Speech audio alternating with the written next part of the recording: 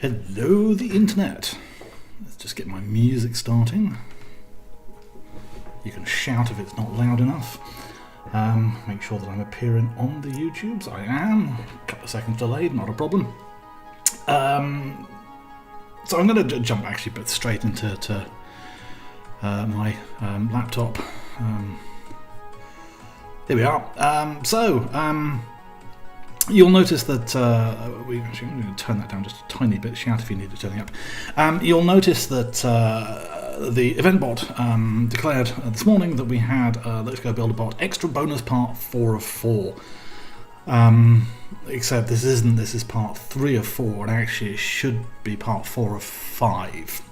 So Alex has given up, and now it's just part 11. So we missed last week, basically because I'd had a big week. One of the things of being a sort of a more senior developer is that you know when to give up, basically. I was not going to be productive. I was not going to produce anything worthwhile. So I took an evening off. And sometimes that is the best thing to do. So what we're going to find out today is all about context switching. Because we are... with this being part 11, 2 hours apart, we're 22 hours into, I can do maths, you see, 22 hours into this. But those 22 hours are actually not as if I was doing this for my full-time job. Yes, Alex is just pointing out about that. Next week was 5 out of 4. Yes. If I was doing this as part of my job, it actually would have taken less time. The problem is I'm only doing this once a week, at most, for 2 hours. And that requires a lot of context switching. And that context switching can actually add a lot of overhead and a lot of time. Because you're not there at this particular code face all the time.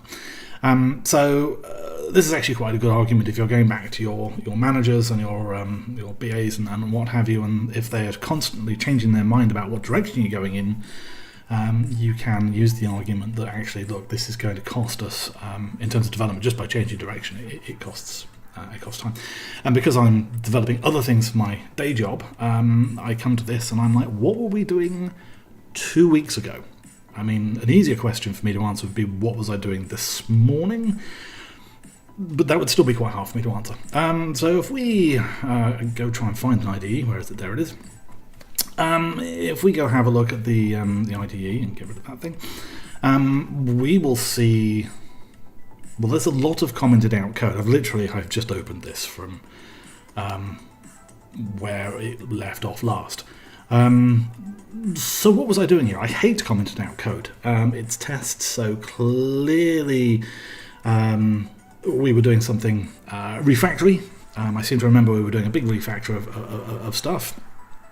And unfortunately, I didn't really make many notes. So if I was to go have a look at, and what's the betting bit bucket doesn't have me logged in. Oh, it does. Well done. See, it's all the way over here. So if we go have a look at our issues, and we are looking at number 17, so we're allowing this chat and storage backends to be picked. And vaguely from memory, we wanted to just rehash how some of this was hanging together so that we could allow for that to happen. Let's try and organise these in a slightly more logical fashion. Thank you. Lots of changes. I haven't been doing my commits. Have I? No. So there's absolutely zero context for me to go on. So I'm just going to have to go have a look at some of the change sets and where we were. So our actions have changed it. Well, actually, just to see what happens if I try and make the project. This is often a good way. Just find out where the compiler falls over in a crumpled heap. It compiles. We got that far. This is exciting. Okay, but we've got a bunch of linter errors. So, did we finish the refactor and then just needed to sort out the linter? That kind of rings a bell. We can go fix these up very quickly. let's go have a look. So a lot of these are just to do with the fact that the GoDoc is not good. Store.go should end in a period. And one of the things to also remember with this code and this stream in general, we are, oh look, halfway through a sentence.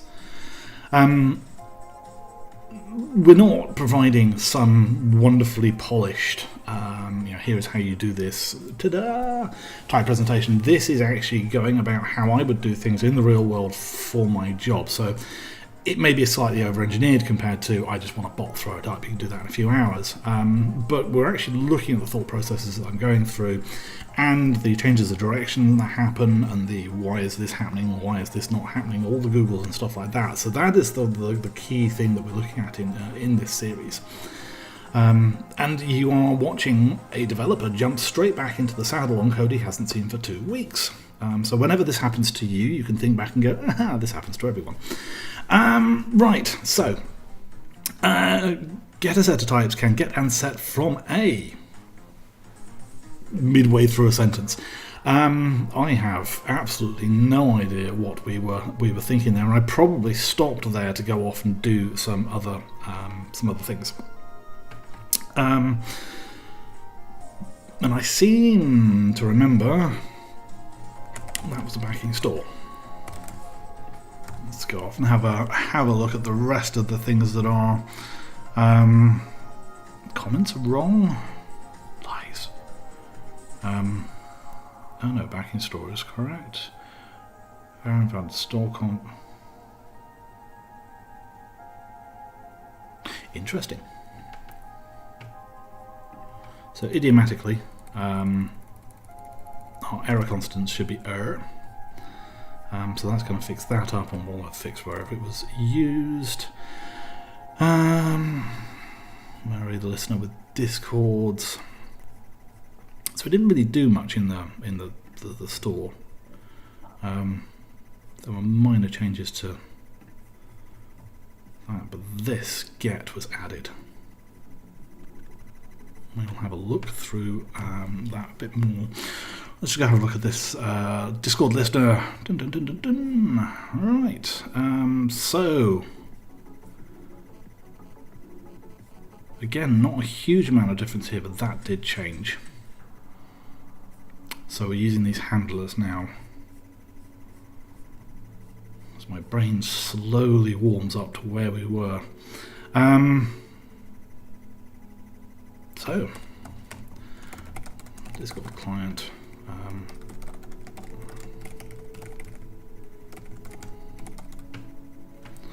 Creates a new connection to Discord using the given handler. Yeah. Settings.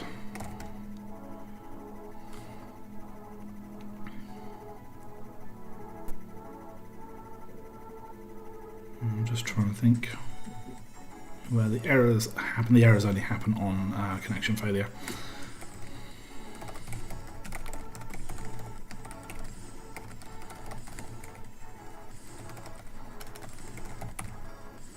If there is no Discord token. So I've done something revolutionary and kind of amazing. I normally have my iPad where I can't see it because it's my pop filter and my microphone are in the way. So I've moved it to the other side and I can actually see the chat, which is great. I'm no longer having to do this weird peering thing.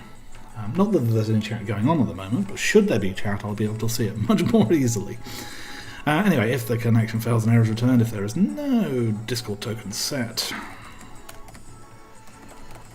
then the program will exit. And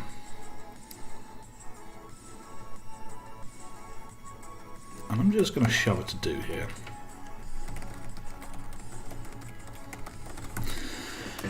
Because whereas before I think this was actually handling a bunch of this kind of logic, I think now we probably want to be chucking that back up as an error and catching it later. But we'll worry about that in a bit. So we've got the listener handler. This is new. So we've got the handlers that have the senders. So yes, we were abstracting out the store and the handlers. So what does the handler do?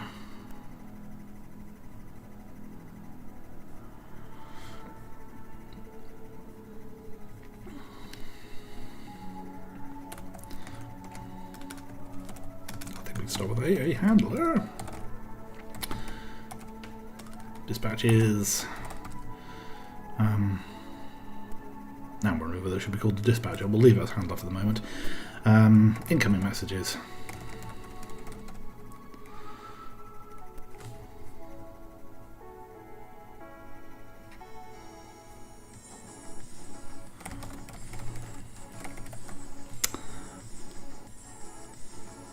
No, I am going to call it a dispatcher because we're overloading handler. We've got two things that are handlers, and that's going to get confusing later. Don't give me no suggestions. Go off and do it. Right, that's going to get changed. That's going to get changed. What do we got down here? I think these are all alright. Yep.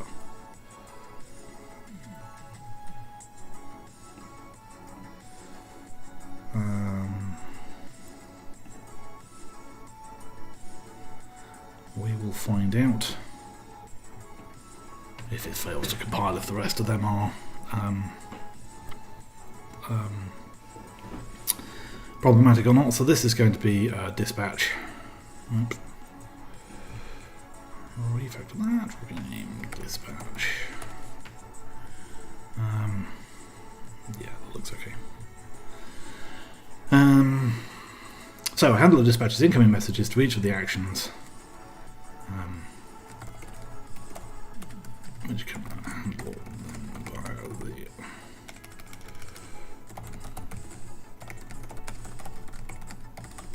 the if needed. So capitalize that gets picked up. Fantastic. So dispatch an incoming message. The registered actions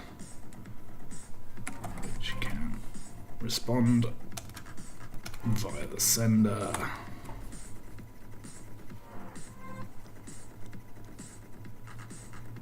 Cool. Beginning to get a bit more of a feel for what was going on now. Let's just see where we are in the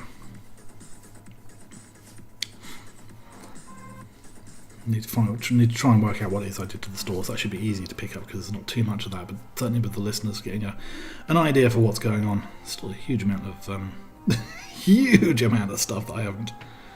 Oh, hang on. I went back too far. Right. So AWS config AWS. Find config. Learn how to alphabet. Don't care about that. Config Discord. Don't care about that. One day I might find out if we can get some stuff to auto-lint.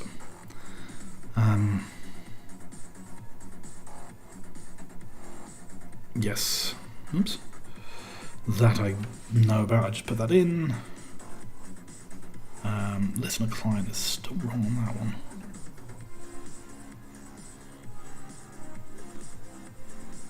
Done the same thing.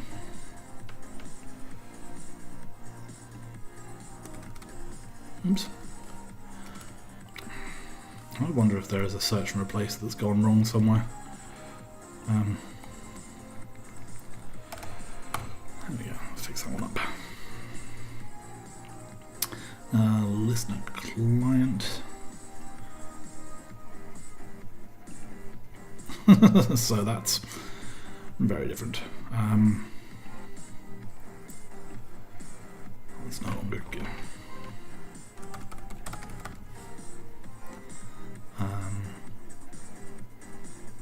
Stop the client.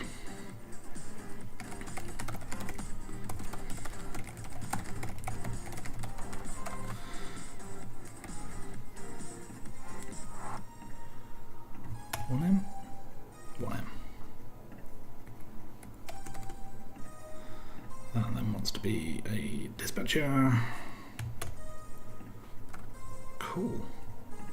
Let's just go see that. Also now wants to be a dispatcher.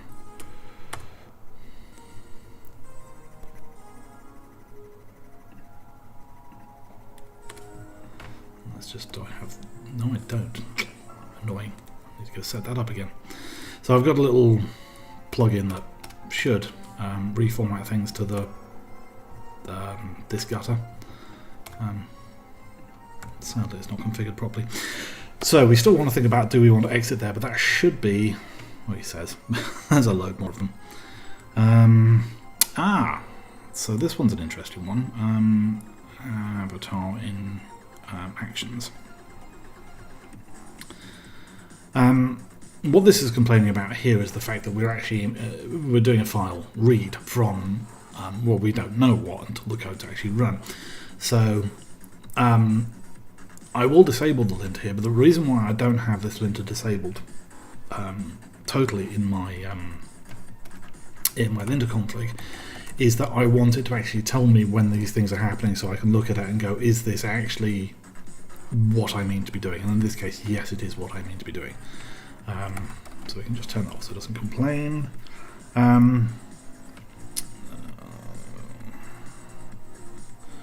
Somewhere in gobot.go we've got, actually we'll just click on that.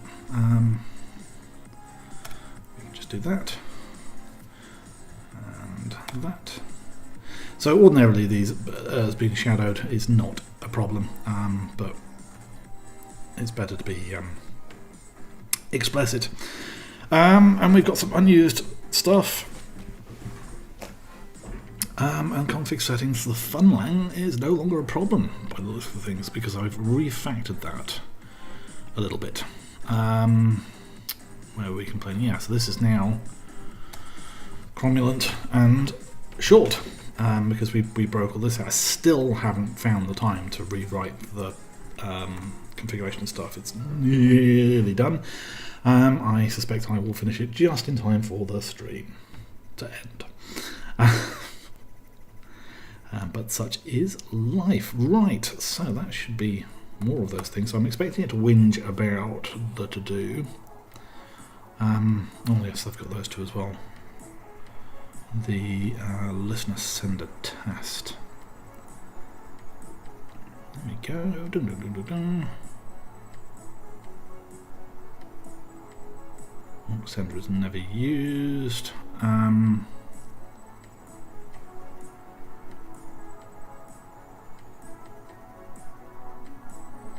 It probably will be though. Same with the error sender. We'll leave it there for the time being. So we care about these 3 linter errors now. We actually oh no, so it's just, yeah, those 2. Okay, so we care about this for the time being because that may actually get used, and we definitely care about where's it gone? Listen to Discord. Yeah, this to do. So I'm thinking that cutting the application off it at its knees here is a bad idea. So I probably want to send an error back here. So we will go off and we will define a var node token, no Discord token. Let's be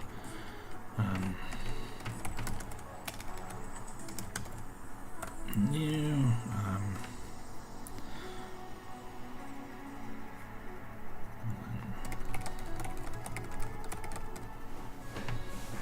Discord token. Actually, but no Discord token set. No Discord token set. And then we can lob that back.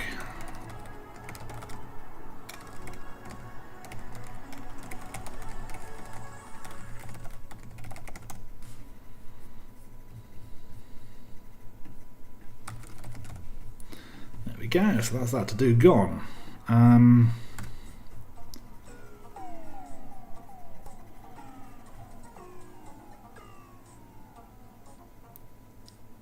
So it was just status that we changed, was it? No. There we were putting out the name of the bot. That's the test for it. Avatar was there for handling the avatar settings, so I think we're going to have problems with our actions. So let's just quickly look through what's going from start to finish. So we start on our main, we try and get our backing store, which is done through store.get, which is our new thing where we turn around and we say that we want a JSON store, and we had to make a JSON store because we're storing JSON, and then the backing store behind it can do all kinds of funky stuff with it. So we hide this locking an S3 and this locking and this memory store in there, and we can specify whether we want S3 or memory, and if we don't specify a backing store that is a valid one, then we just pull over and return an error. So this is probably where we're going to need the mock stuff, although that was the mock sender we had. So we may still actually. We'll see. We probably need to return errors from a store in order to test some things. We'll see. So we may need a mock thing there. So that brings our store back, and we appear to have written all of our store stuff. So other than tests, potentially, I'll check the coverage in a bit. We're done for that. Fantastic. So we've got the backing store. We register our handlers, which take a base handler and a backing store. Let's just see what these things are. They handle with it. So this is not what I'm expecting. Now that our dispatcher, that should be called dispatcher. I have no idea what my fingers were doing there. Dispatcher. So our dispatcher is going to go off, and it is taking a set of action handlers. It's returning a. Oh right, okay, we did it this way.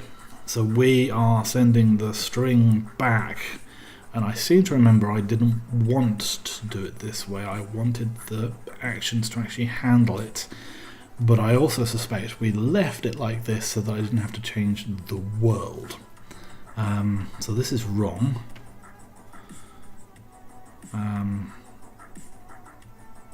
Dispatching incoming registered actions. This is now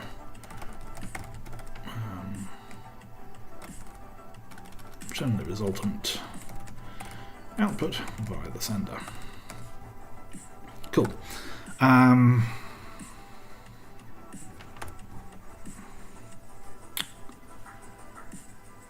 So that's just going to join us, because the problem we've got here is I want to be able to send them more complex message types, and that's going to require basically the actions handling that. Or I have memories now of there was a message and there's outbound. Yes, that's right, we had an outbound message. Slowly it trickles up. Just a quick shout out to Chris, who has now completed his census 3 days late. Well done. I wonder if he registered as being Jedi. Right, so we have this.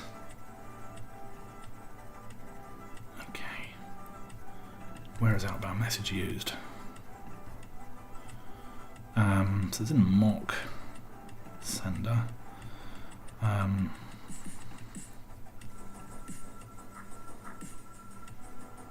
That's right. Yes, so we're all geared up to handle the outbound message, but we're not going to at the moment, so we don't change the world. The world will get changed later, so that they can return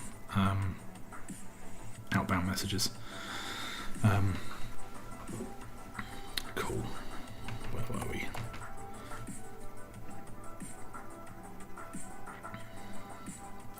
we can leave that as is for the time being. That's all going to handle things nicely. So I think that goes. Our bot's running. We start our server. This is a sort of startup function to help things. This handles our configuration. Great. So I think I've worked out where we were. That has taken 25 minutes. So if I was continuing with the piece of code, I probably could have finished everything by now, if there hadn't been that sort of hard stop after 2 hours. As it is, it's taken 25 minutes to sort of tidy things up, get them to a state where I kind of understand where I was 2 weeks ago. That's a hell of a cost. I mean, that's 25% of our time, effectively. And if you're constantly doing these context switches at work, you can lose an awful lot of time as you sort of go, right, put this down, park it in some fashion, and then pick up this thing and try and work out what was happening there, and then put this thing down and then park that in some fashion and go pick up this thing. It becomes even more fun when you jump in between languages, which is why we've seen this move towards things like Node.js. So you have JavaScript on the front end of the back end, and then people move into TypeScript, so you've got a strongly typed language on the front end of the back end. But yeah, it's, you deal with it. So I want to test my coverage just to work out whether these two are really required. We can always get rid of them. So they're under listener. So if we go into listener, do I have the coverage alias set up on this machine? I do. And this track sounds very much like Radio Gaga when you're half listening to it.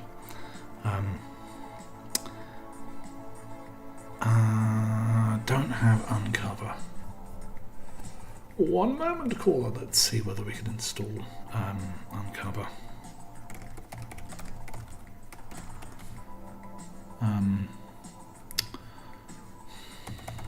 Let's try searching GoLang.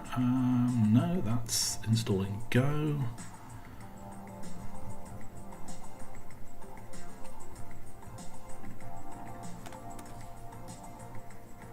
Here we are. Found the thing.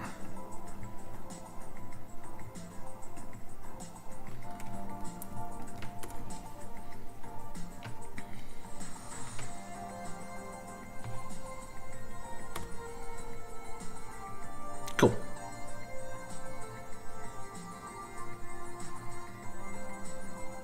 That's not the output I'm expecting. Unless he's changed it so that... yes, that's been changed. So it no longer prints out the entire function if the function is uncovered. Right, so we have very little coverage. We have... I'm sure we must have some coverage in there. No tests to run. Lies. There are tests. Ah! And we're back where we started. Right. Okay, so we have two test files, which is why I thought we had tests. This one's our mock thingy, which is not actually a test in itself, but it will be used for tests and is not currently being used. And then our Discord test, which is just all commented out because I think it was not going to work when we started doing this. So let's just do that. Now that we have a better handle on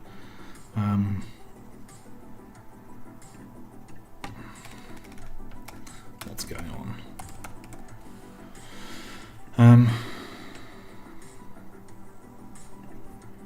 What functions do we have?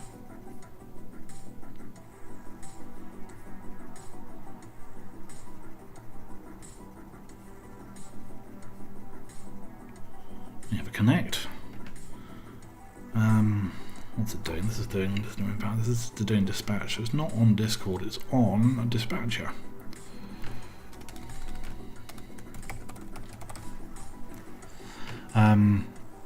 Okay, and then we can turn around and say that we've actually got a different listener.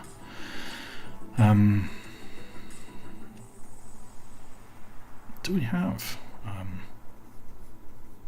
we've got a Discord listener. Did we set up... I don't think we did. Just trying to work out if we've got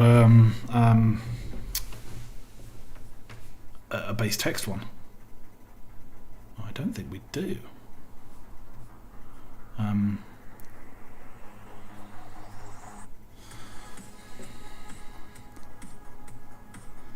So that allows us to connect. This is our handler for Discord. We don't care about that. That's our Discord sender, which can send things. That's the send string. That's Discord client. So we probably want a console client. Console. And this should be nice and easy because it's going to have a dispatcher in it. We're not going to need a lot of the other stuff.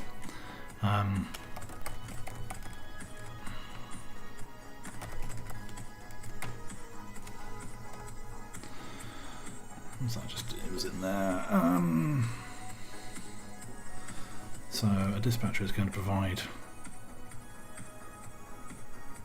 the sender and everything.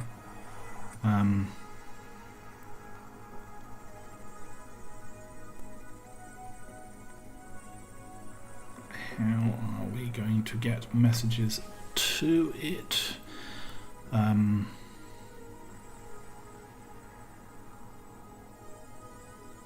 Certainly from the point of view of this one, we're going to want to actually to have it listening to standard in, which is not going to be good for our tests. So let's just quickly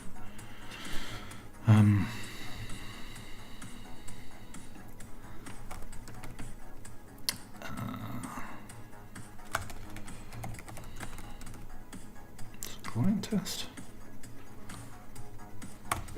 It's basically going to be a mock thing for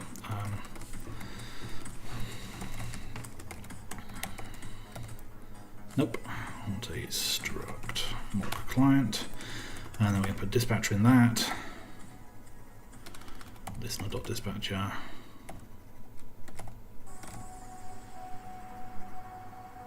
What are you complaining about?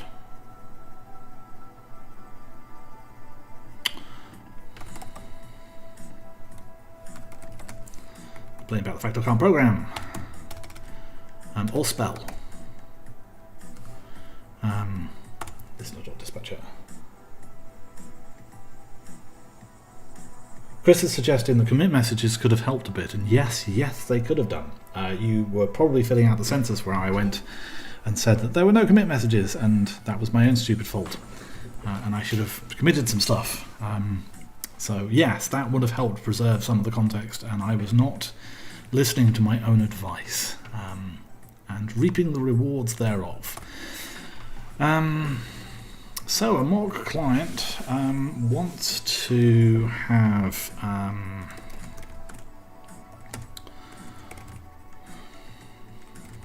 send function on it instead.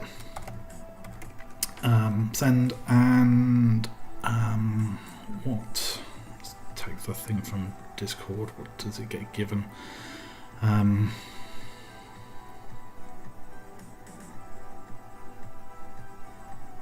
We want the channel.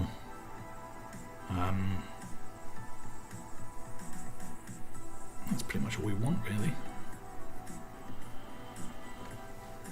That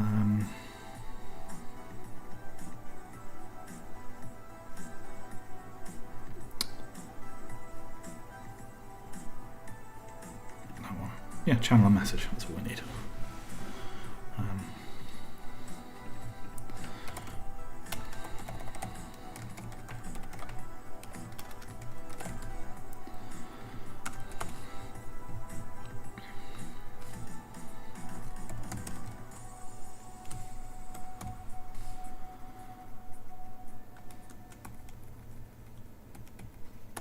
Oh, we are going to need a sender as well.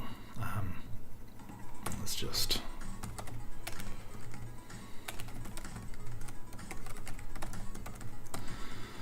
let's have a look what S has.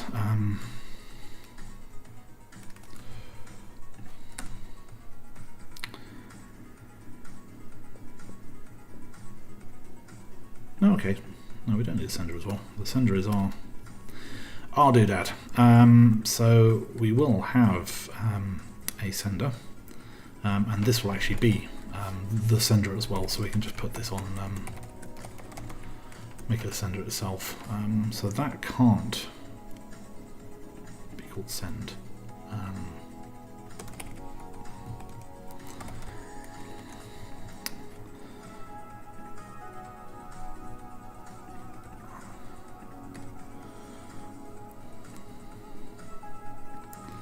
So we want these two.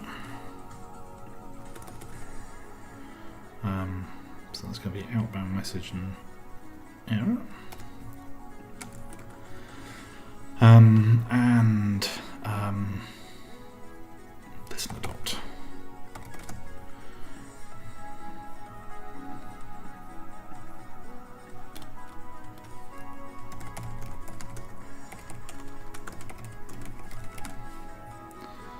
Cool.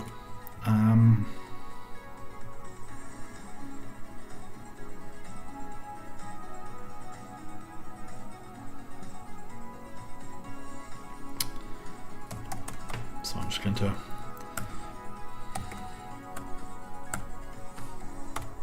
do this. So that's going to be channel. That's going to be message. We have no embeds or anything else, so we don't care about any of that.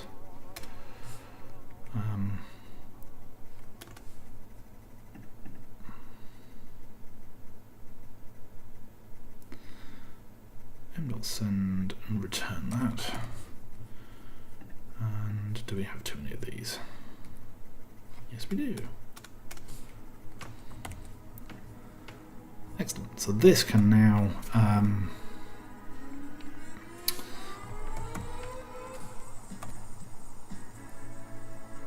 nope, that's the wrong one.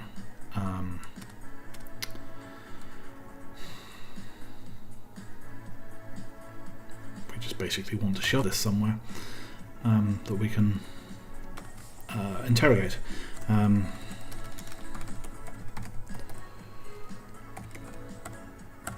we just pop that in there and go m dot. Oh, this needs to be a pointer function because we are now mutating the thing. So m dot messages equals append m dot messages message. And then the last thing we're going to want to do with this send and send message is have the ability to simulate an error. So what I'm going to do is var.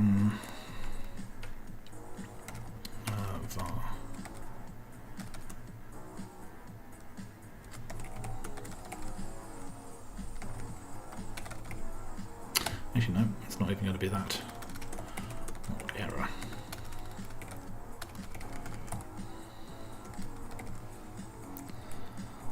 And then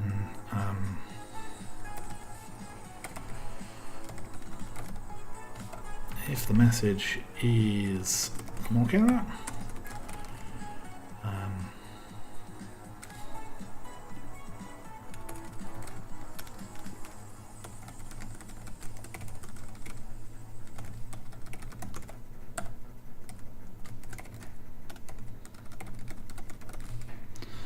mock error requested.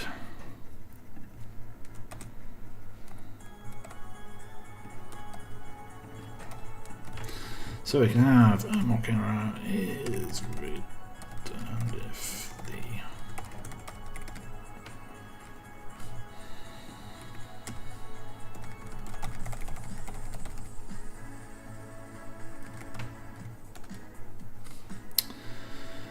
is mock error.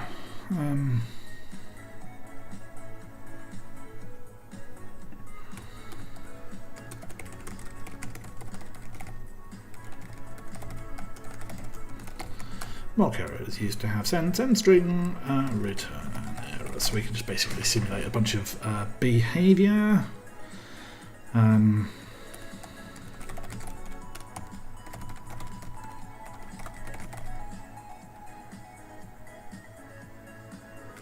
think I'm always going to append the message, just because we might want to interrogate the messages even if there is an error, just to work out what's going on. So send appends the message to the set of messages returning.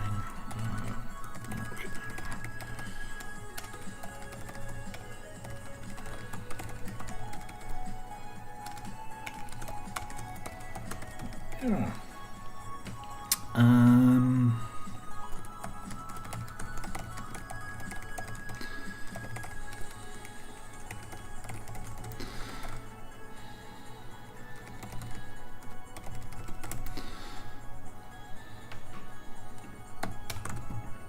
Cool.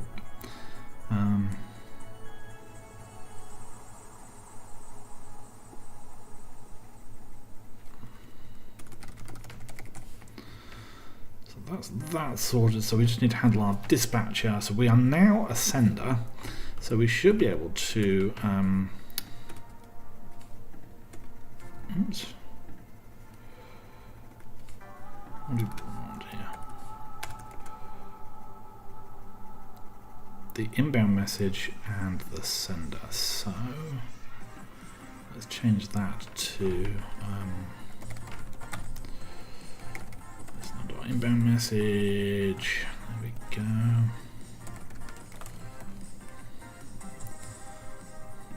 We need a better name for that.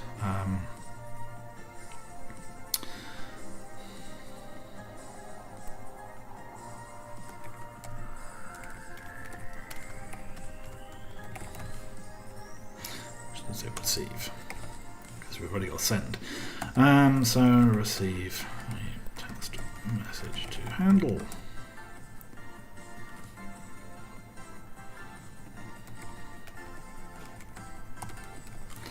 Test message to dispatch. Right, so we can actually now use this to also test the actions, because this will get used as the sender, and we'll have all the messages that have come out. So this should be quite useful.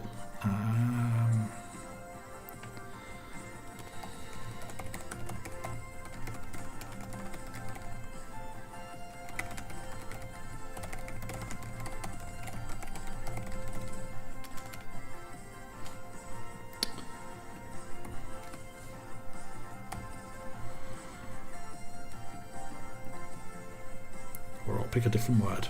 Controllable to else. And interrogatable. Again, I'm just going to let the spell checker handle that. Nope.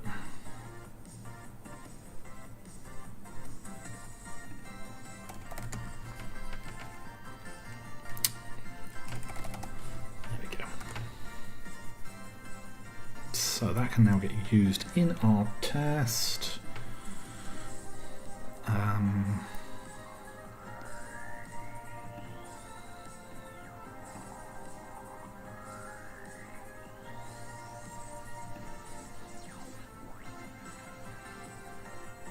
So we need to set up a dispatcher with the oops.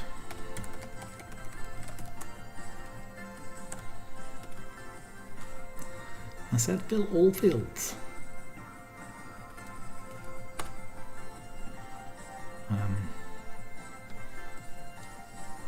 Oh, that's interesting. Having just written this, where we've said dispatch and pass in the sender, the dispatcher already has a sender.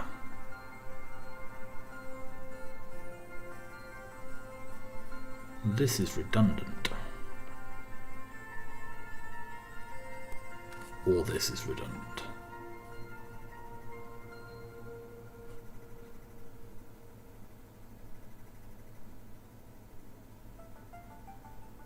I think if we do it this way, we have more control over the sender, so we could potentially use multiple senders. Cool. So now that's not a problem. Empty settings is fine, and then a bunch of action. Oh, actually, no, not a bunch of empty settings. Let's do this. There. Get rid of you.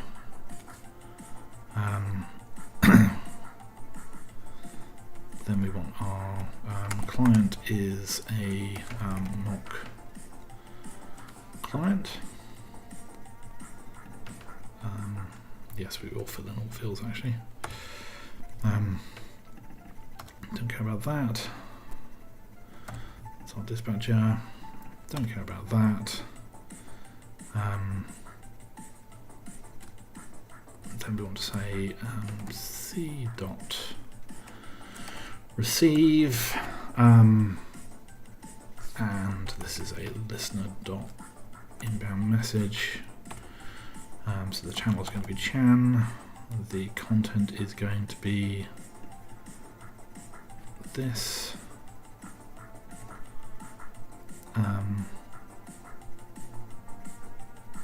This is where we're getting the confusion.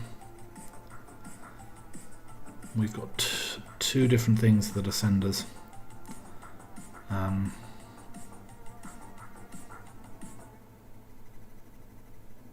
Just wondering whether that should be author.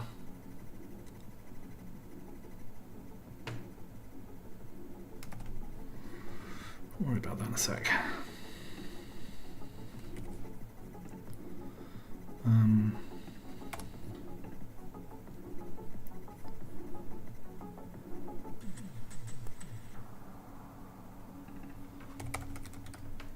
Oh, hang on.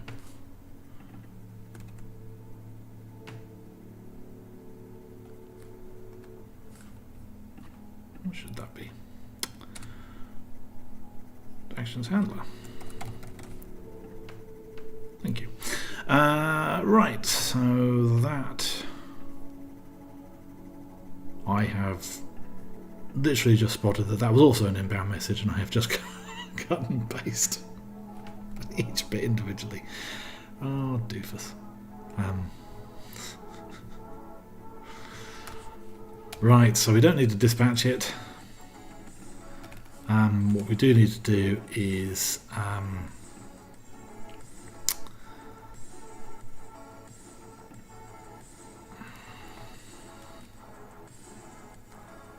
need to print out the message. So I think what we will do is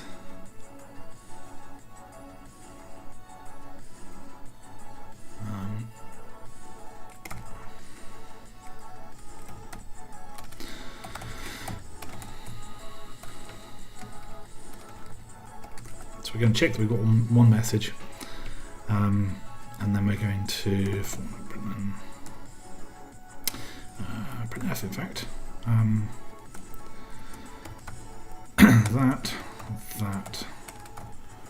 that, and it's going to be c dot messages 0 dot channel, c dot messages 0 dot message.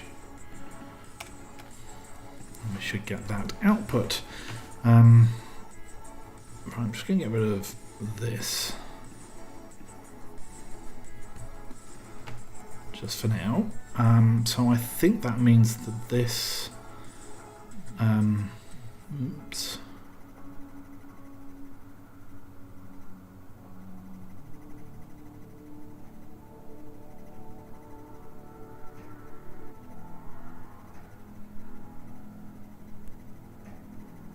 Just looking at the sender, and we're doing very much the same thing, but this sender only handles one message, whereas what we've just done with this test client, it handles multiple messages. So I'm going to bin that. Wow, I shot off to a completely different place.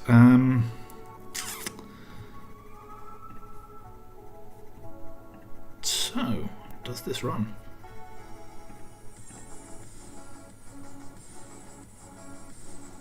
No.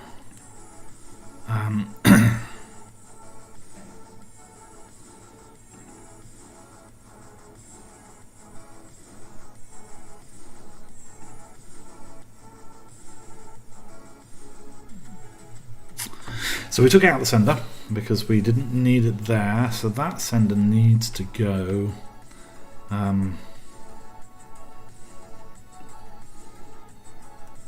with that session. That may be why we put the sender there, because we only have this session. Right, fine. We'll do it that way. So the dispatcher wants the sender back here.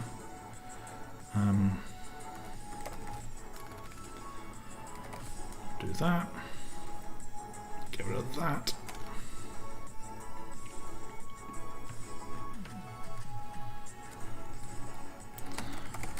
Just it on the dispatcher.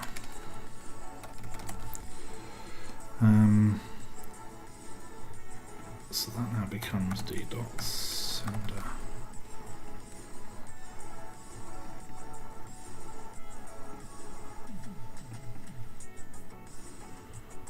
Cool. So we can change up this. That's not needed anymore.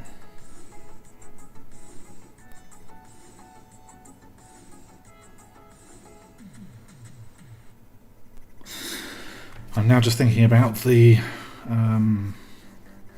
yeah, we're going to keep this as a sender. So we go back to our Discord test. Does it compile? No.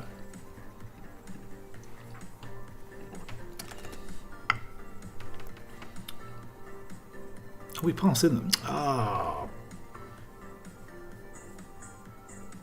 fiddlesticks. Right.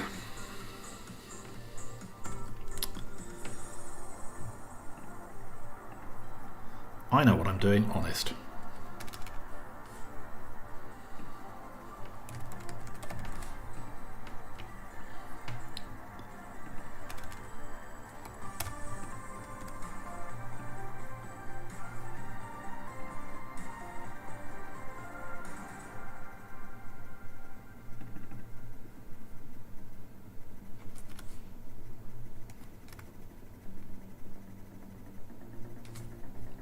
Where did that sender... This is what's confusing me, is where did that sender end up getting into? Because it goes into Avatar.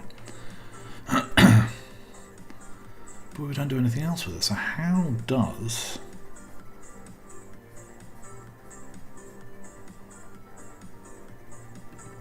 that get the session? That comes from here. Ah, right, okay. Discord passes in the session. Fantastic. Right, that's what confused me. Okay, so that can just go.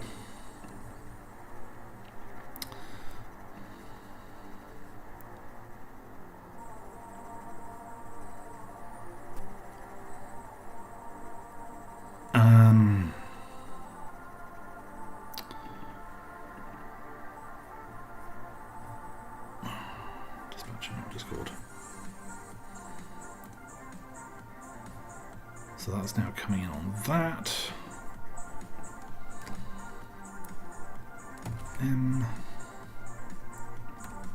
Great. Yay!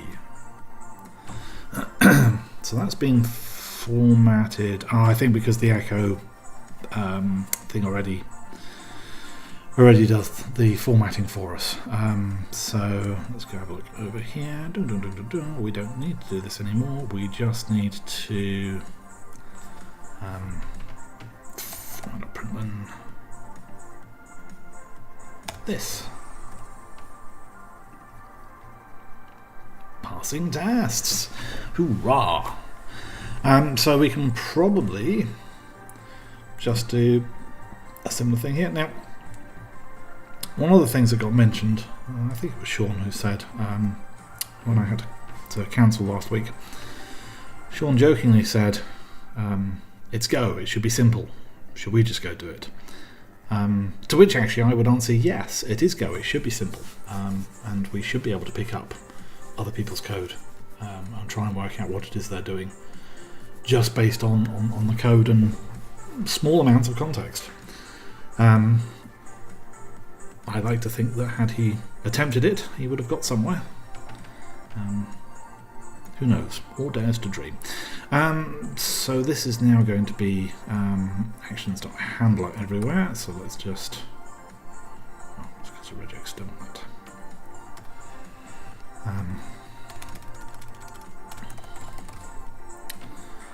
One of those.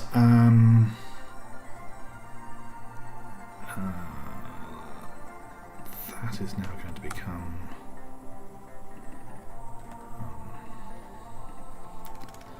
dispatcher. Then we're going to get rid of descender.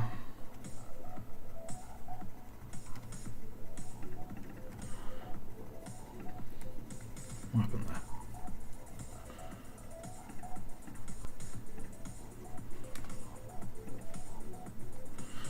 No, well, it's finding. I don't know why it's not showing it. And we want to replace that with this.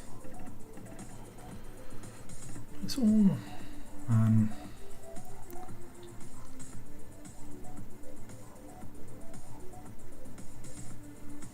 then we don't want the dispatch, and that wants to be c.receive.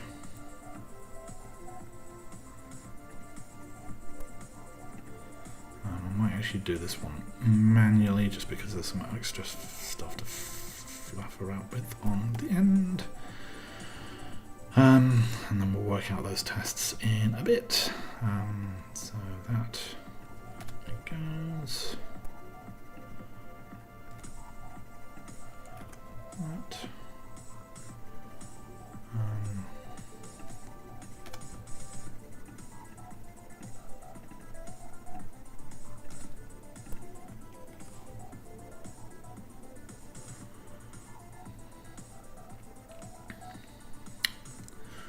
Right, this we need to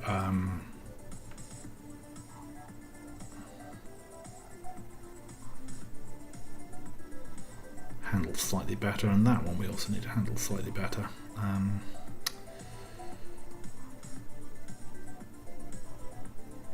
Let's just format this code up a bit. So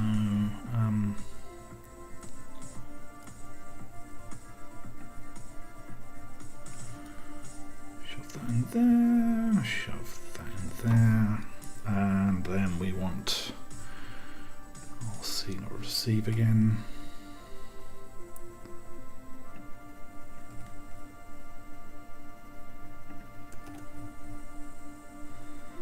So despite the fact it being a fairly large refactor in terms of what it is we're doing semantically,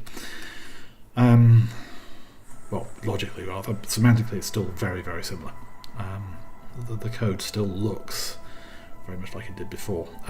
So we want some extra tests on these things now because of the way we've done things. So we're going to put a switch statement on here, and we're going to say case c.messages, then c.messages not equal to 1, t.error.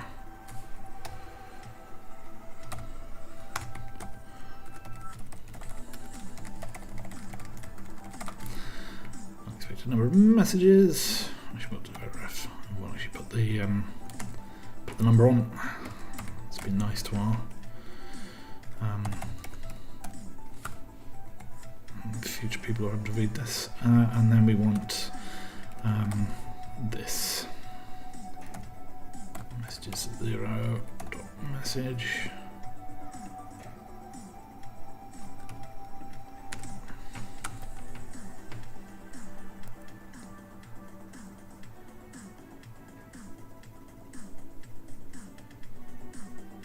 Right, this should be 0. And it should only be an if. We've only got one case in this. I misunderstood what the test was doing.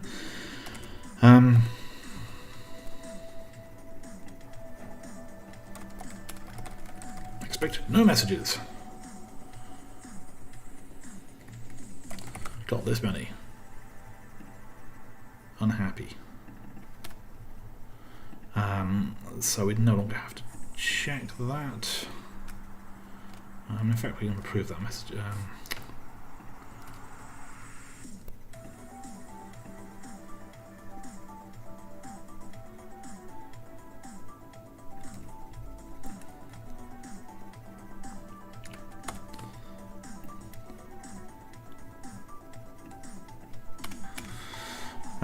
Okay, so that's that one.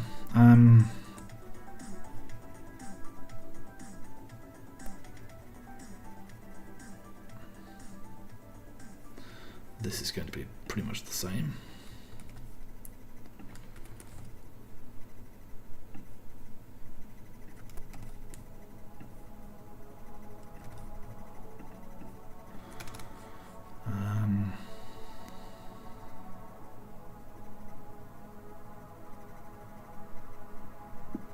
So this is where we need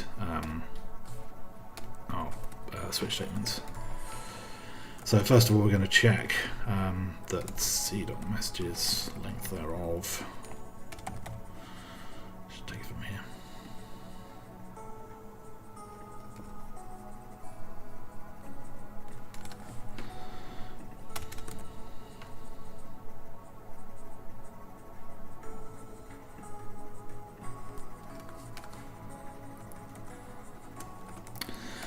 So unexpected.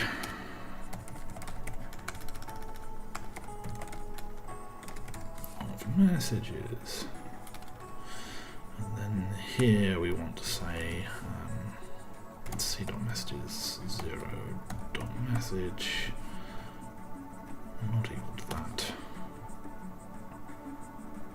We've got ourselves an unexpected message.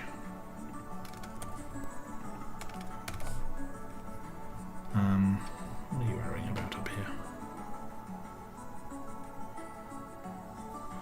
We've missed one.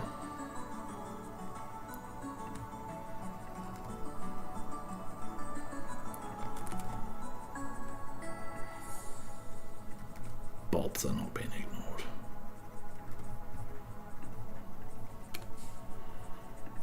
Squeeze that now.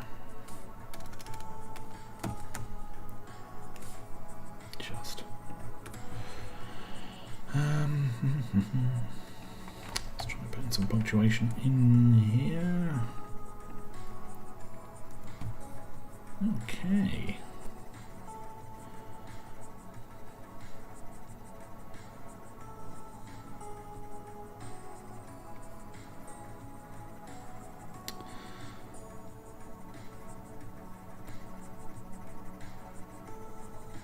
This is actually where we wanted to send the errors.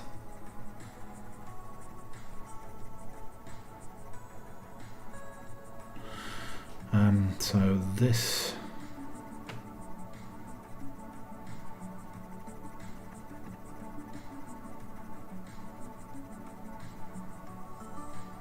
we are going to have to change the way that this works. Just thinking about it, the actually no, because the echo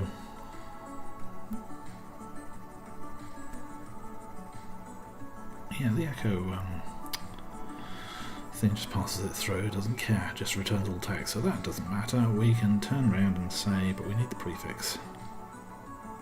That gets stripped. Okay.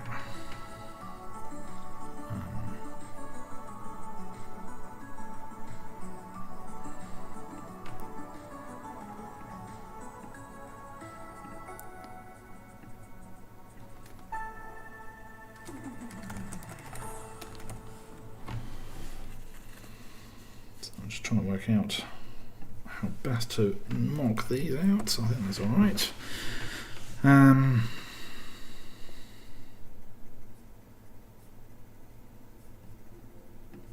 Just while I'm looking at this.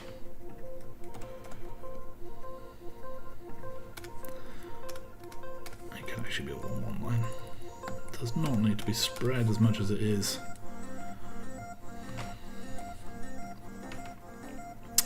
Right, so we're doing walk arrow, and we want this as well. Shonk.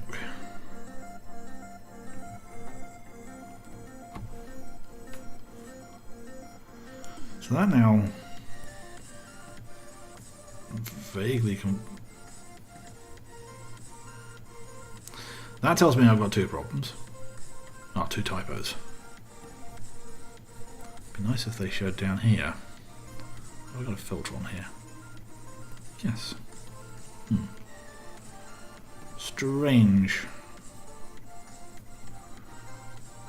I'll show up at some point, I guess. Yeah, highlighting all problems. How annoying. Anyway, let's go and run all of these.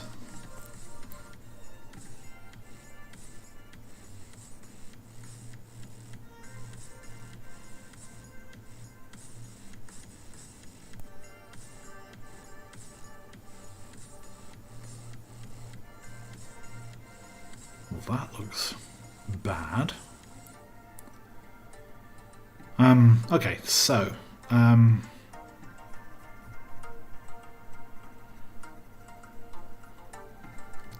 well, first of all, we've been a bit of a doofus here.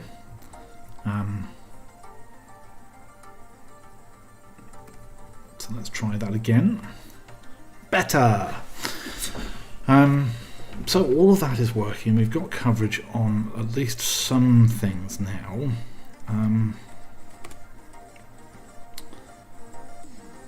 Nearly 30% coverage, which is just frankly pathetic. Right, so this is no longer a Discord test. This is a dispatcher test. Dispatcher. No.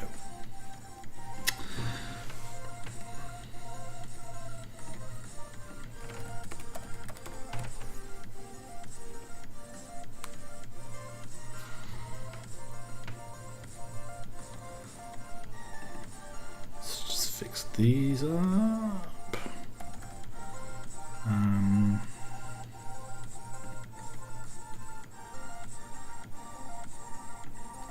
Haven't put in a console one yet. We're going to need to do that in a second.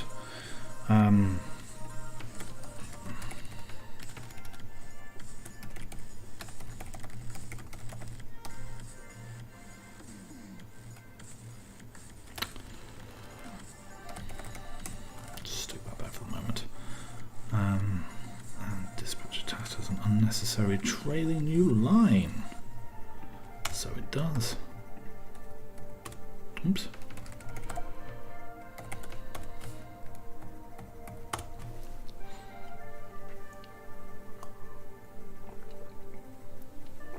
Whoa!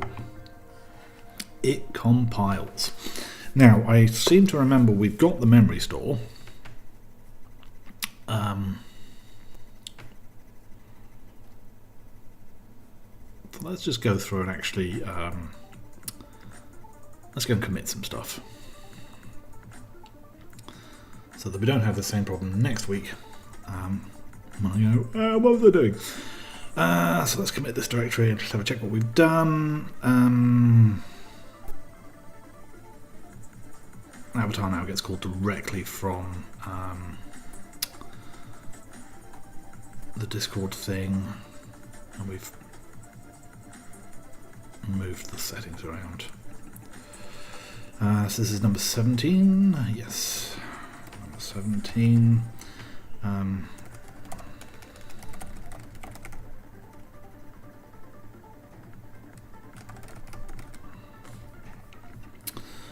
New config structure, so that means this config as well. Git, commit that directory.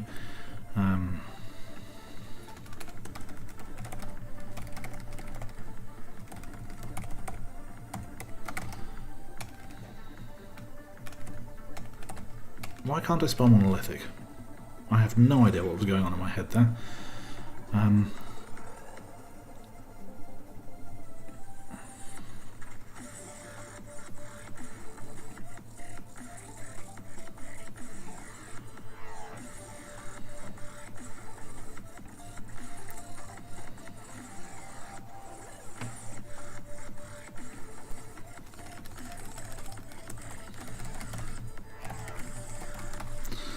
handle the config structure on that.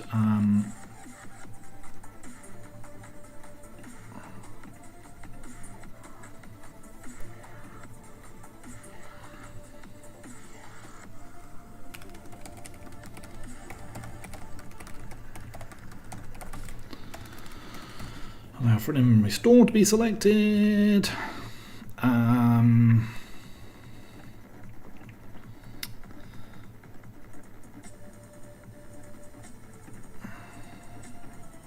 sort that out in a section. Let's go just go on tidy now.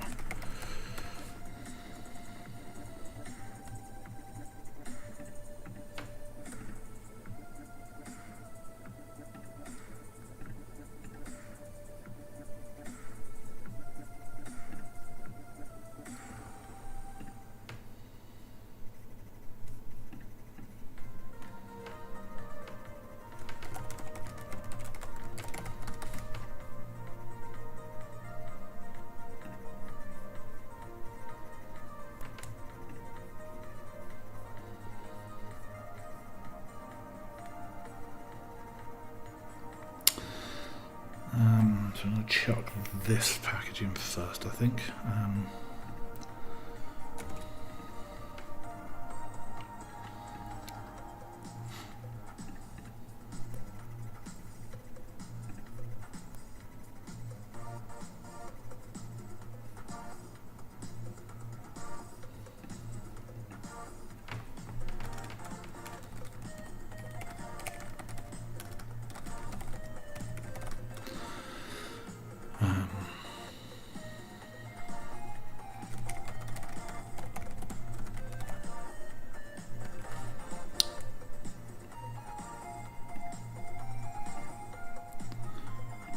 Include that.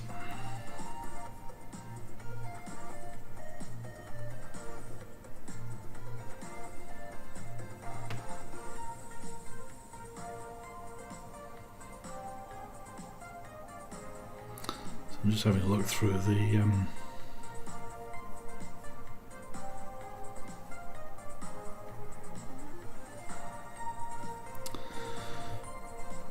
I want to be able to write up this properly to what I've done, so I need to actually understand exactly what's been done. So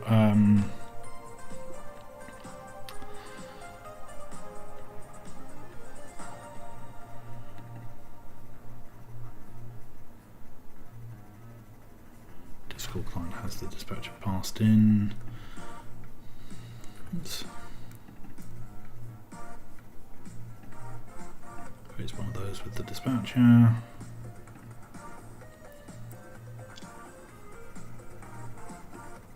Dispatches, and then goes to the sender. Right, cool.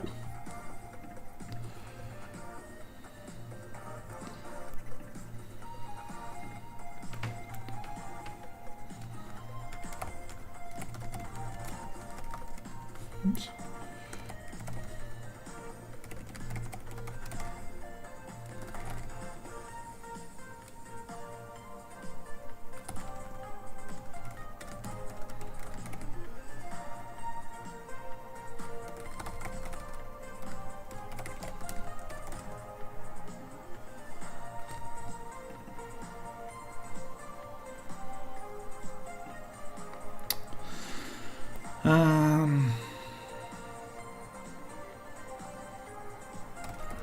Return messages when sent by a sender.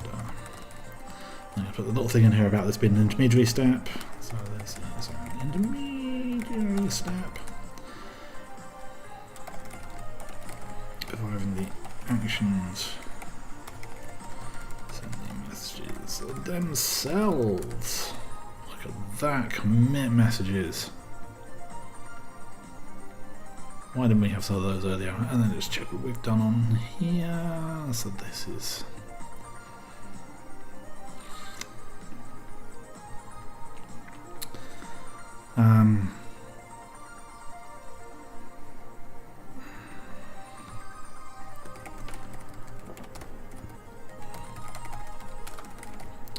tidy up startup and configuration. Okay. So we still need to handle. Did I forget to take the console thing. Yes, I did. Not right. So we still need this console client. So the console client is going to receive from standard in and output to standard out. We have 45 minutes. I think we might be able to do something. So let's just follow this type thing. So in this one we call connect. Let's just find out where that is.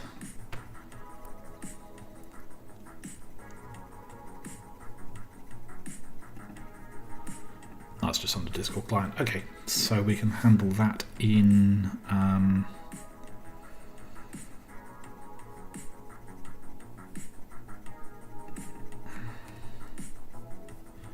yeah.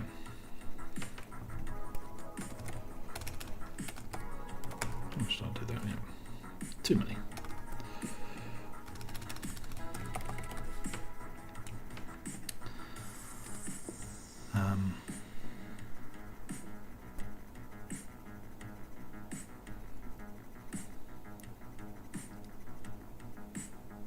So that is going to be the sender.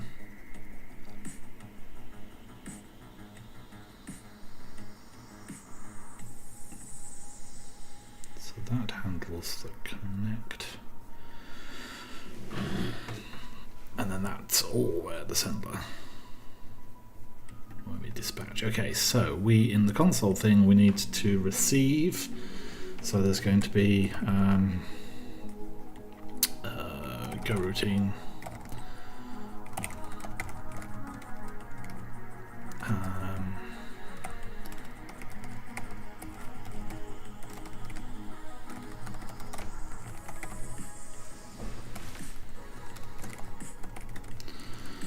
That's going to be the console type, and then oops.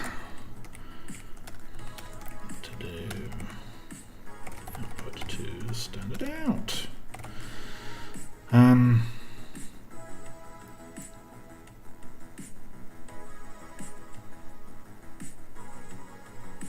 So we're going to be the sender. Are we going to make any changes to us? I don't think we are. So we are going to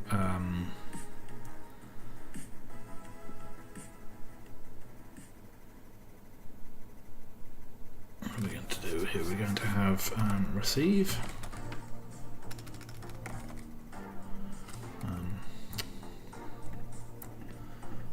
No, it's not that I can't spell. It probably is that I can't spell, but it's because I can't code. Yes. I before E, except in most cases.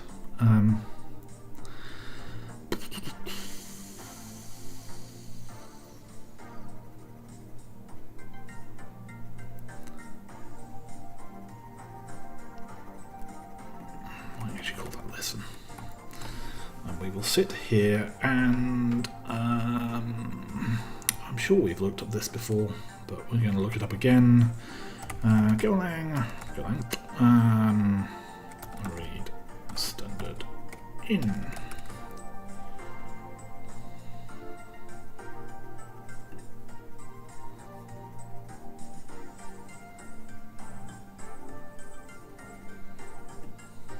Oops, need the reader.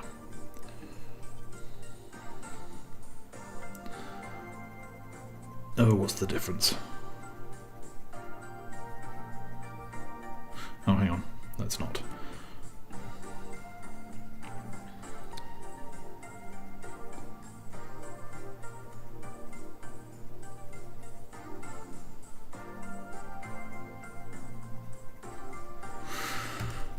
That looks good. Let's do this.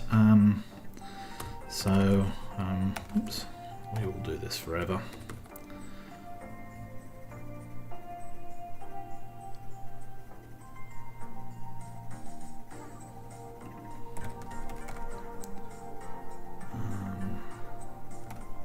That we don't need to create all the time. So we're going to say enter a message. We're going to read the text. We don't want to output that text. We want to dispatch that text. So we're going to c.dispatcher. And we want to create an inbound message.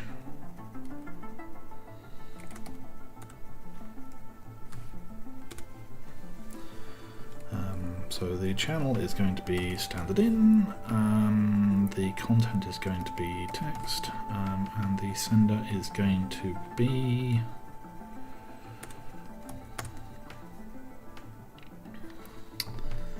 and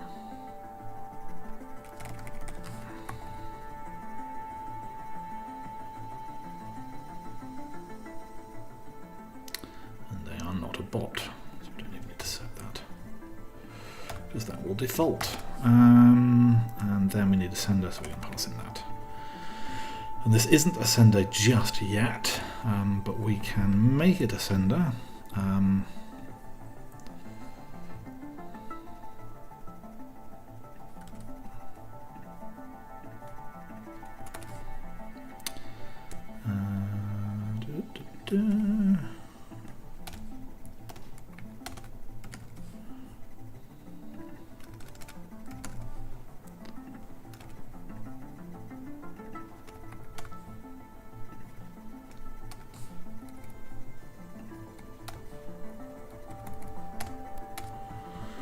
So there's that.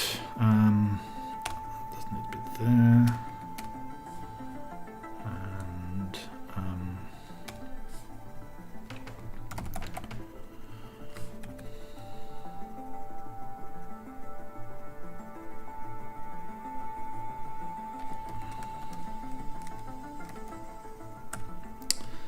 And for now, I'm just going to do this. What I think should happen is that we actually format this, or have that format itself, so set a string thing on there. But it's going to look hideous if I do that now. Right, so that now is accepting that as a... let's see, we're never really going to error here, so don't worry about that. So here we want to fire off a go routine and just say listen. No. Well, first of all, we actually need a console. In fact, we could just go.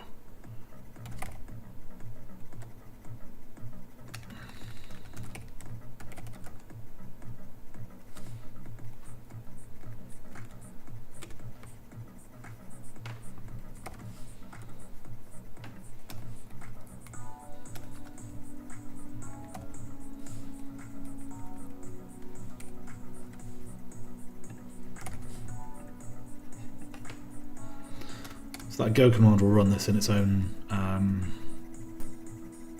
go routine, which is a very lightweight thread. So that will then sit in the loop, reading from standard in, and then stuff will come out to standard out, in theory. So we now need to set this up so that it gets used. 35 minutes left.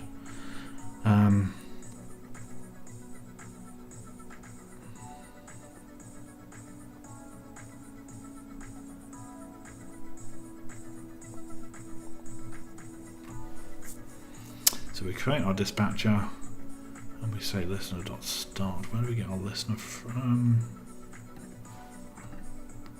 There we are. We even got him.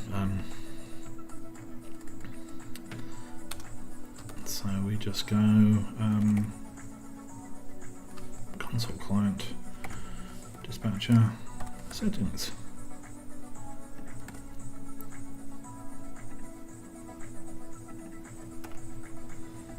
Don't use those yet, but we'll have them there just in case. And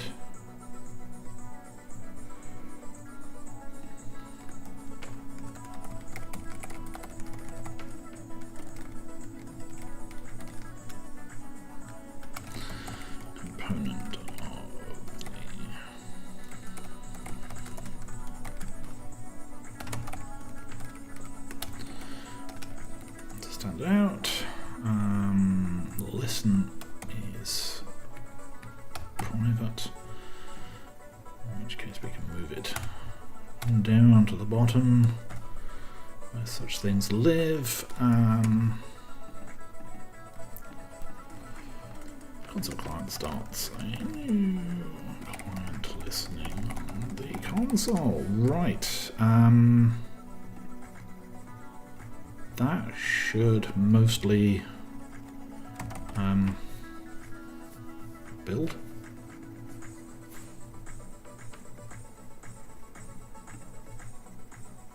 Where are the others?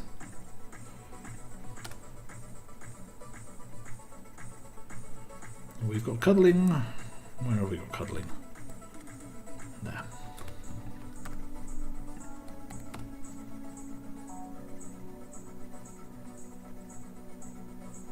Excellent. So now I need to update the config. Let me just go check on a different screen if I have anything in that config file that should not be there.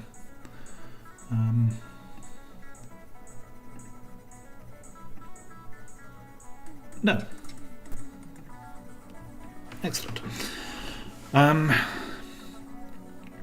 So our config has changed somewhat. I'm just going to open that up on a different screen so that I can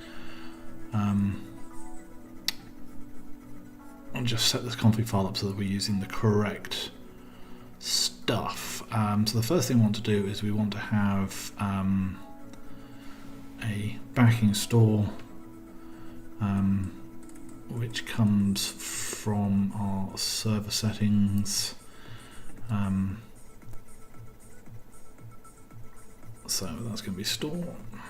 We don't need token in there anymore because we're not using the disk one. We're going to have memory, and then I'm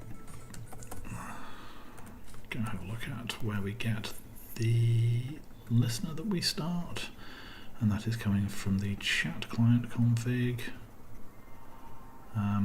which is just client. Almost like I thought about this. Is it console or standard in? Console.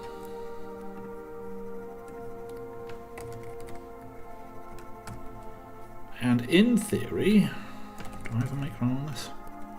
Nope. Go run. Go what would go. Let's see. JSON.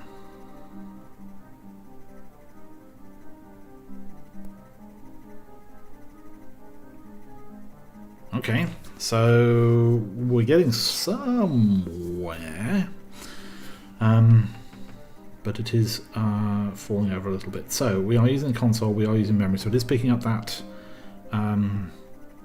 configuration file, unless they're defaulting. Let's go have a look.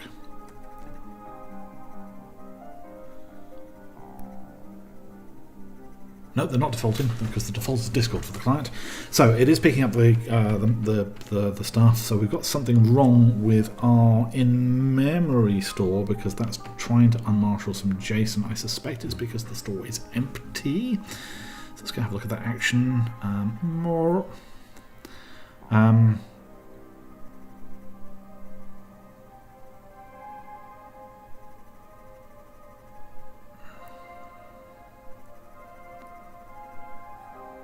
So this is init failed to initialize backing store and wants to return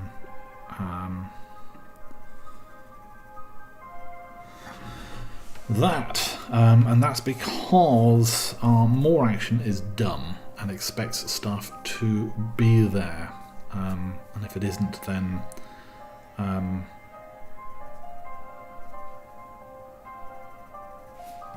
do we have?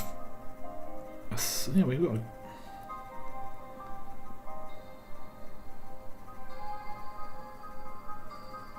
So I'm just trying to think how to best handle this.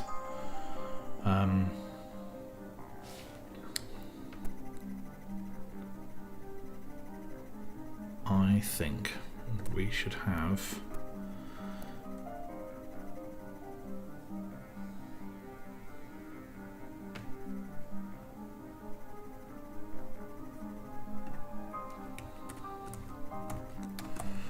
something here that says else if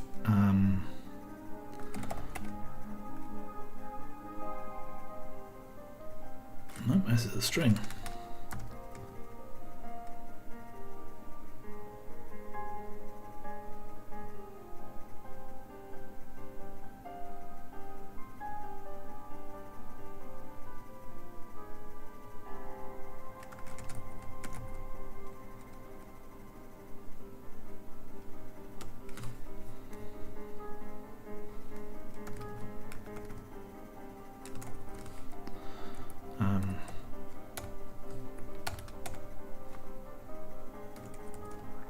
Let's see whether that works. So what I'm doing here is basically turning around and saying it's an empty JSON file. Brilliant. So that's just a tiny little hack that just means we're getting an empty JSON file, so that'll then handle the fact that the zeros will come through. We may want to add a little test in that. So that is now running, and we're going to have the slight problem of log file's been interspersed with our messages, but let's oops, not in there, in here. Hello. Okay, so we are not falling over in a crumbled heap, which is good, but we're not doing anything with that.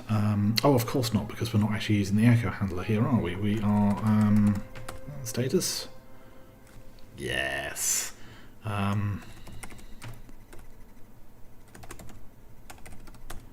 Brilliant. So we now have the ability to test this and actually go through and test our functions and what have you, our actions from the console. So we don't need Discord and we don't need AWS. And if you cast your mind back weeks ago, 12 weeks ago, we started off actually pretty much like this, where we were taking stuff in from the console and outputting to the console. And that sort of fell by the wayside for a little bit just while we were exploring what was going on in the Discord world. And now we're back because we were getting to a stage where testing was getting to be difficult. So I can now actually test the HTTP stuff locally and not have to worry about Discord connections and Amazon connections and what have you. So this is going to make life a lot easier. So let's just get this checked in. I might just put in a quick test for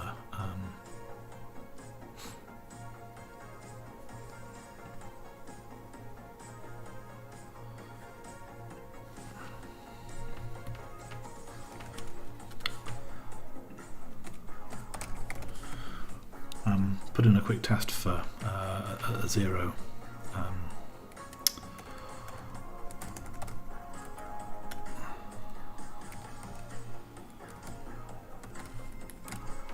Zero value. Put that into zero. Into zero, and then what we're expecting out here is to actually get zero out. And no errors.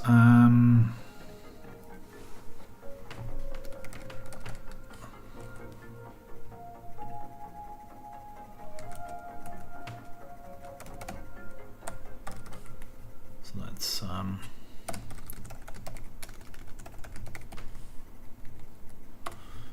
but an error if we get one. Let's just check this works. No, it does not. Oh.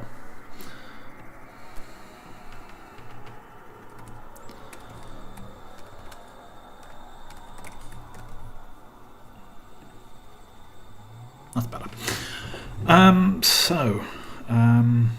Let's check that in. So here we are handling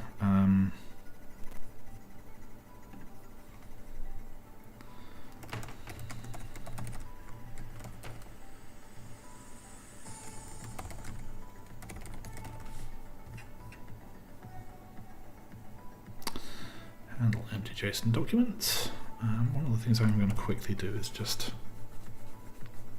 because I've now got 2 instances of GoLang running, some of the settings copy across and some don't, for whatever reason.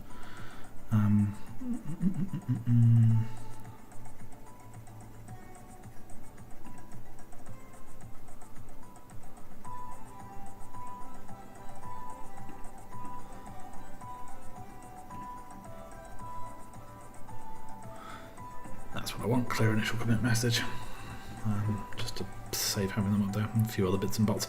Right, so they're in, and what have we done here? We've got implement the console client.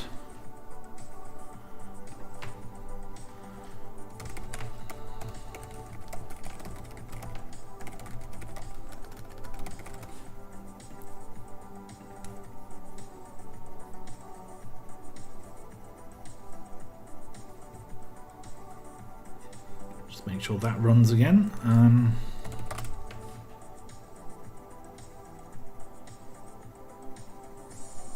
Ineffectual assignment.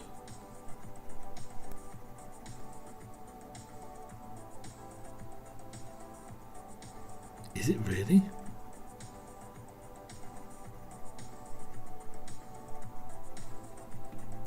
I mean, it looked fairly effectual from the fact that it stopped things from falling over. I mean, if I wonder if I'm confusing it.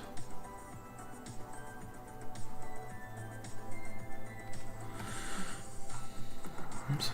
I mean, if I get rid of this and run my test, boom.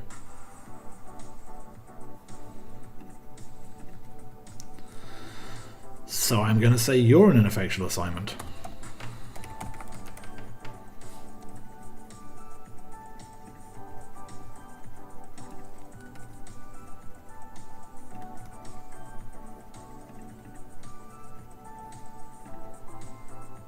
Ineffable.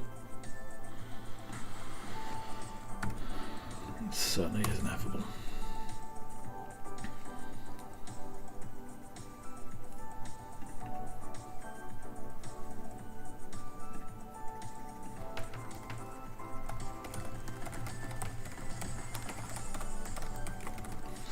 Like I say, I think I'm confusing it with the fact that I'm using these special backtick characters.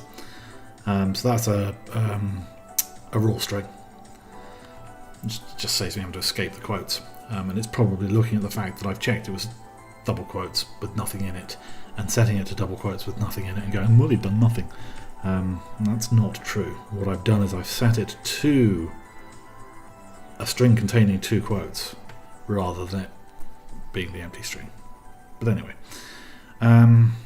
that's all making fine. Let's just check we're all good, and then we can review it.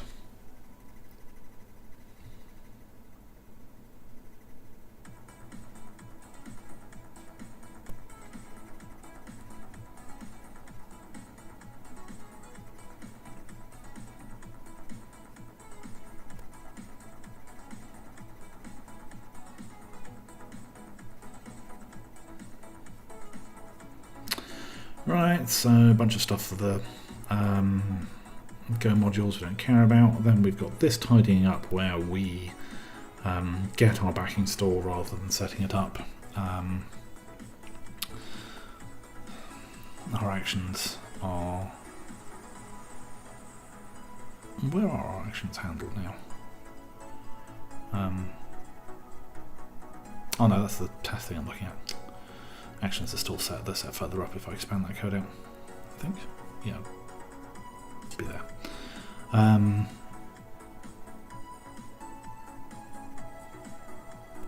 Yes, we now handle the avatar with the Discord thing because we don't care about it for the console. We tell the listener to start, and off he goes and does stuff.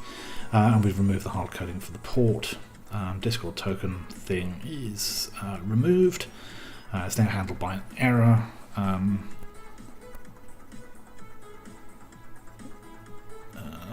Okay, the avatar thing we're now doing in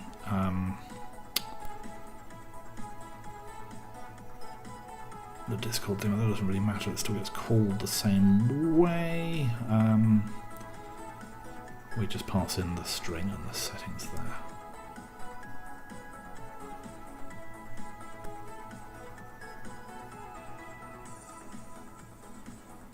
Cool.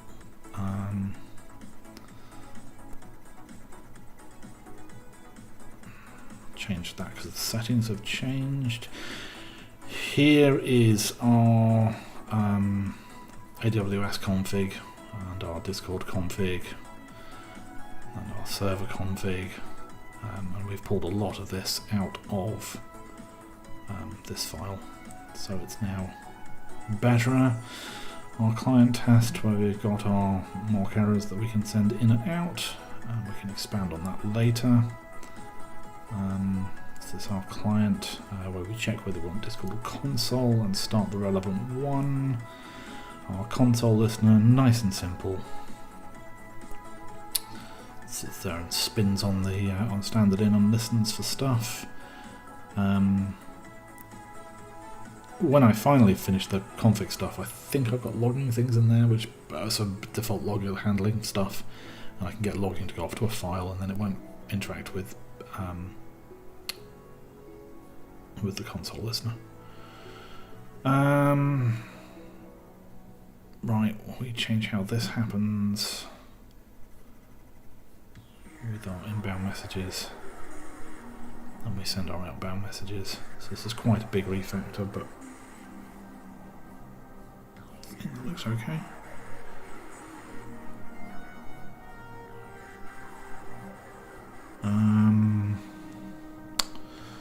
It's just our test. We made some minor changes to in order to get it all running. The dispatcher is a brand new thingy. If we're a bot, go away. If we don't have the prefix, go away. Remove spaces and prefixes and stuff. Rattle through the actions, and then here we will change this at a later date, but we're going to keep it in there for now. Inbound message rather than message, because we've now got an outbound message. Sender test is gone because we've got the client now as we're doing the mock thing. We change to send with the send string. Config changes. That's the test that we put in for this change. We've got here, this is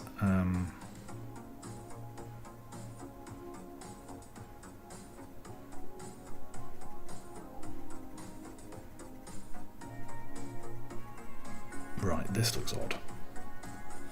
Install.go. I'm looking at the wrong screen there. Store.go.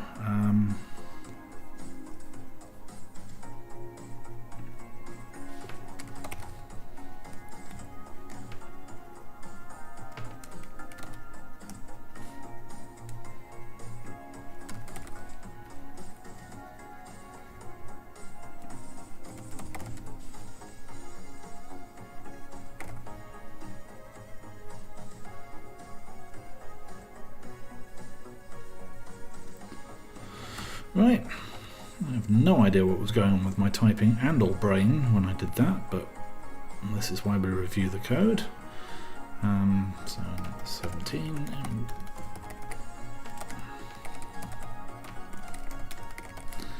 improve documentation, get that in there. Let's update the review. Yes, it was updated.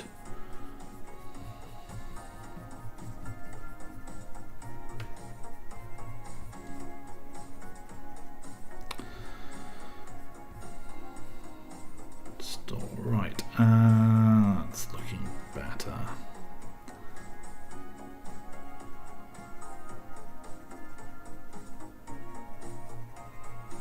Still got a missing one there. I must have done a search and replace.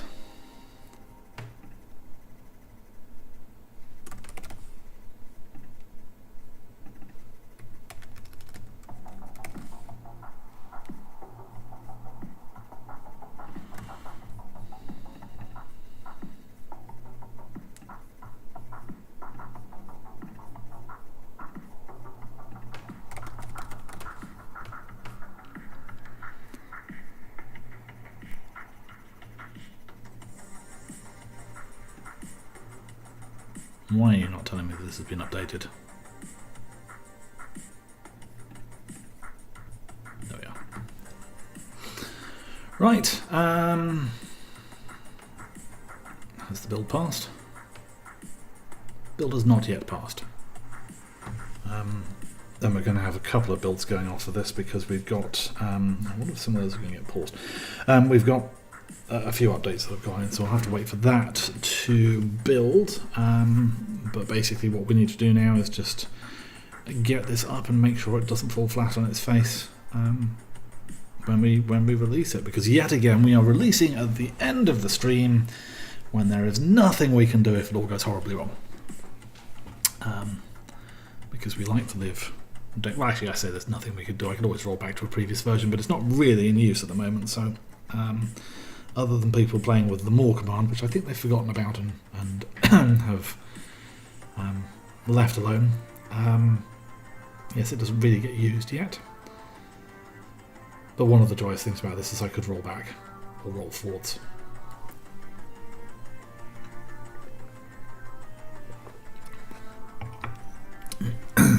Let's just see how this pipeline is going. Should be ready soon. While we are waiting for this, we need to do the ever-present YouTube things where we tell you to smash the like button or click it, you know, whatever is your preference. Tap on it if you're on a mobile device. People keep going on about bells. I think that's a Facebook thing, and this is non-Facebook, so you don't need to worry about bells or whatever that is. Yay, we've built. We need people to follow us on the Twitters. So all of this is going to be coming up on the on the chat as Alex runs the magic commands for the bot to tell you all of these things. But yes, you should follow us on the Twitters. Oops, let's prove this. At Norfolk Dev, if I remember correctly.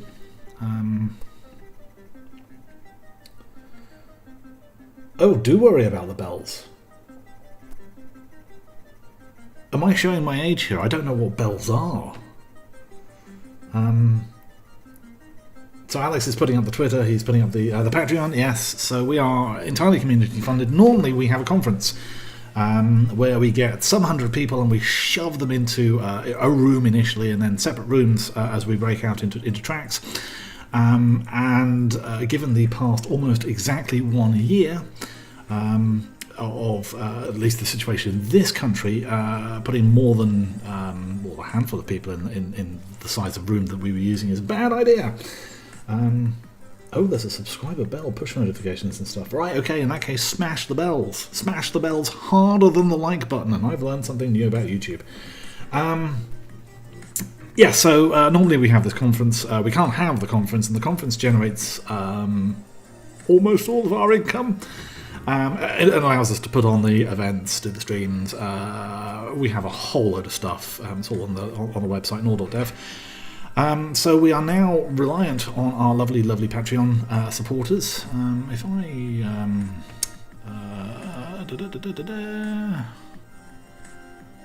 I don't have it anymore. I used to have a Patreon slide, and if I put it up, the starting one, you'll be told the stream's starting, and that's not true. But anyway, we do have a lovely set of Patreons who help us to survive and keep the lights on. So if you fancy becoming one of them, we will be eternally grateful. We've got Discord. Come along to the Discord, chat about techie stuff, and a whole lot of other things as well. We are a very active and social community. You'll see me on there a fair amount. I think that's it for the internet bits. Obviously subscribe to the YouTube. No, we said we've done the subscribe. So there's going to be one more of these next week, and then I believe we have someone else who's going to do the Wednesday streams with some other topic, which I remain embarrassingly ignorant of. I'm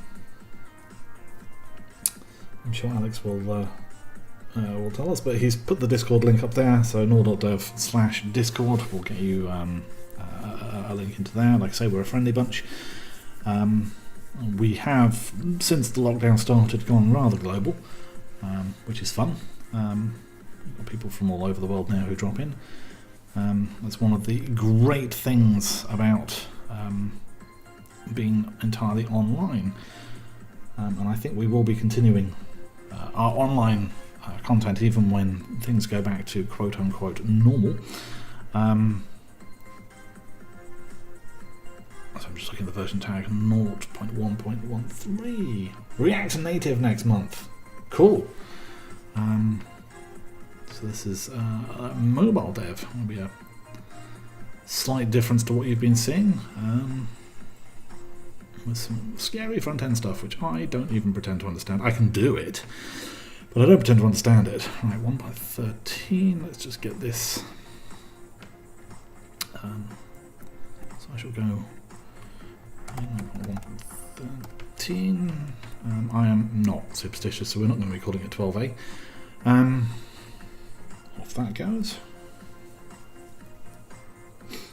Yeah, I live firmly in the back end of things, and I can do front-endy type stuff insofar as I can build a web page and it can have JavaScript on it, but I don't think I do it properly, and I certainly don't do the design any justice, and the code is probably suspect, and it's just a dark art as far as I'm concerned. So yes, React Native next month. Tune in, learn. I know I will be learning the new stuff. And hopefully it isn't like the Angular stuff that I've seen where you look at it and go, that is black magic. And then you don't use it, and it never works. It doesn't help all the stuff for mobiles. In May, Alex may or may not return with some Laravel, integrating the marketeer with this bot. So what Alex is trying to say, very sweetly, is that development on the bot cannot stop, even though the streams will. Because he needs it to do stuff. I may well continue streaming, actually just doing the bot, because it is a great way of actually getting me to sit down and do the code. Chris is asking, Angular, so what year is it? Well, this was some years ago. This was before Angular 2. I don't know if that ever actually became a thing. But yes, it was the dark ages where we used to sort of ask people if they used Angular, and then, you know, if we thought they did, we'd try and drown them, and if they survived, then they didn't, or whatever it is. I never really got on with it. I have used Vue, and I have never done any mobile development, which is why I've never done things like React Native. So I've never done any apps or anything. Actually, that's a lie. I think back in the dim and distant past, I tried to do an iPhone web app thingy when they didn't have apps on the iPhone. The Apple Store was not a thing. And they had this, frankly, bonkers idea that you would create a special website that people would go to, and that would be good enough. And it really wasn't. Angular is TypeScript and has hooks these days. Yes. Yes. Chris is going, oh, the old Angular with the NG hooks. Yeah, it was all it was all bad. Days I try not to remember. So this is taking a little bit longer to build because, of course, we are pushing this up to ECS and then getting our Fargate thingy to restart. And I'm just reminded that I still haven't got the bot to only respond to one instance. I think we only got so far with that, and then I gave it up for a bad job. I will have to do that at some point. I say have to. I should do that at some point.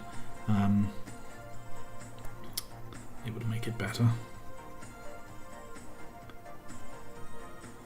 Yeah, watched build never passes.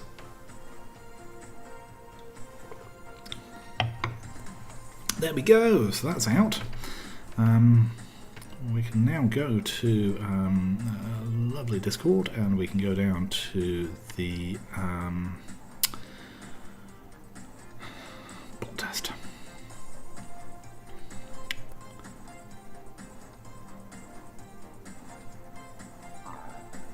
Discussion about the letterboxing on the stream.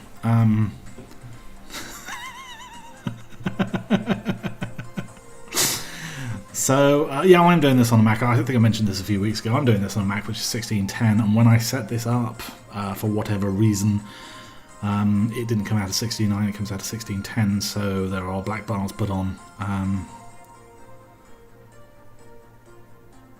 sorry, you get a lovely striking black background.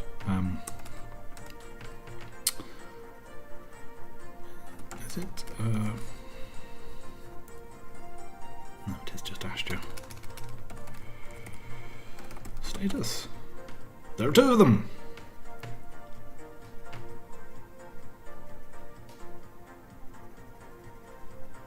Look at that uptime, 503 hours.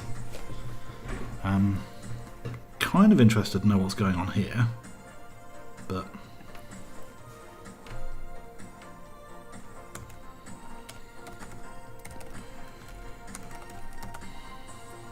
one of them will go down eventually.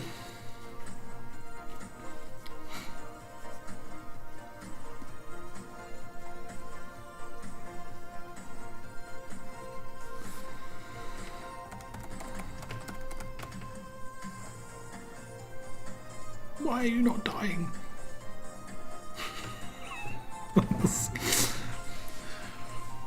I know you've got an impressive uptime, but it is time for that uptime to die. I can't spell. Astro status.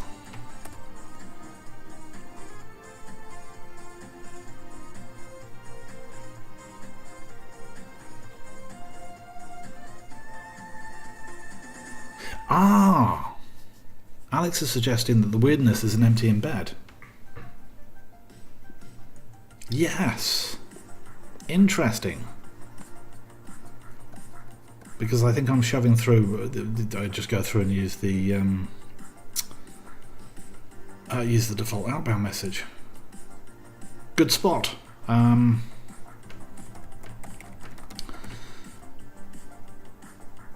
Right, okay, well it's working. I may actually have to go into Fargate and get medieval on it if it's not going to die. It's probably trying to drain some connections and just being a bit slow. So I can just go get medieval on the second instance and say goodbye. But it will go at some point shortly. Alex is saying sorry, don't be sorry. I put that bug in there. It's my bug. I own it. We can fix it, it's not a problem. We can work out how to fix it. Anyway, I'm done. We've put some code out, we've made some changes, we've done some refactoring. Come and join me next week for the gripping final instalment of Let's Go Build a Bot, which won't actually be the final instalment, but it'll be the final instalment on this medium, or at least on this channel. Anyway, thanks for watching, and I will see you next week.